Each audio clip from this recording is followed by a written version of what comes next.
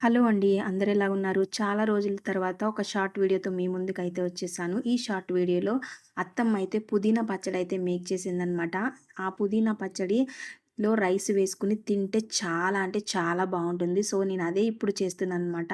ఇప్పుడు పుదీనా పచ్చడి చేసిందంతా ఒక బౌల్‌లోకి ట్రాన్స్‌ఫర్ చేసుకున్నాను. అంటే ఒక జార్‌లోకి గానీ, బౌల్స్‌లోకి కానీ ట్రాన్స్‌ఫర్ చేసుకుంటాం కదా! అలా ట్రాన్స్‌ఫర్ చేసుకొని చివరగా మిగిలిన దాంట్లో ఇలాగ వేడి వేడి అన్నాన్నయితే వేసేసుకుంటున్నాను. చూసారు కదా! నేను ఇలా ప్లాస్టిక్‌ది నా దగ్గరుంటే దాంట్లో వేసుకున్నాను. ప్లాస్టిక్ కన్నా మంచిది గ్లాస్ జార్ అయితే ఇంకా బాగుంటుంది. సో, మీ దగ్గర అవైలబిలిటీ ఉంటే మీరు అందులోకి ట్రాన్స్‌ఫర్ చేసుకోండి. వీటిని మంచిగా కలిపేసుకొని తింటే చాలా అంటే చాలా బావుంటుంది. కొంతమందికి ఇష్టం ఉంటే నెయ్యి కూడా యాడ్ చేసుకోవచ్చు. సో, మొత్తం అన్నం కలపడమే చూపిస్తుంది, పచ్చడి చూపిస్తుంది ప్రాసెస్ ఏదనుకుంటున్నారా? ఛానెల్‌లో అప్‌లోడ్ చేసేసానండి. ఒక లెంతీ వీడియో అనేది ఛానెల్‌లో అప్‌లోడ్ చేశాను.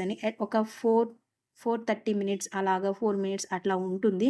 ఒకసారి ఛానెల్‌లో మీకు ఇంట్రెస్ట్ ఉంటే ఒకసారి వెళ్లి చెక్ చేయండి. ఈ షార్ట్ వీడియో కింద నేను ఛానెల్ నేమ్ కింద లింక్ అయితే ఇస్తాను. ఒకసారి వెళ్లి చెక్ చేయండి. చాలా అంటే చాలా యమ్మీగా ఉంది. ఫస్ట్ మా పాపకైతే పెడుతున్నాను. పెద్ద పాపకి, తర్వాత చిన్న పాపకి, తర్వాత నేను ట్రై చేశాననమాట. మా ముగ్గురికి అయితే చాలా అంటే చాలా బాగా వచ్చింది. లాస్ట్ ఫైనల్‌లో కూడా మా అత్తగారికి తినిపించాను. తను కూడా చాలా బాగుంది అని చెప్పిందనమాట. పుల్ల పుల్లగా, కారం కారంగా చాలా అంటే చాలా బాగుందనమాట. మనం ఇది తింటే మన అమ్మమ్మల కాలం నాటి పచ్చళ్ళన్నీ గుర్తొస్తాయన్నమాట. రోటి పచ్చడి అలాంటిది. ఒకసారి మీరు కూడా ఫుల్ వీడియో చూసి మీరు కూడా ట్రై చేసి ఎలా ఉందనేది తప్పకుండా కామెంట్ బాక్స్‌లో కామెంట్ చేసేయండి.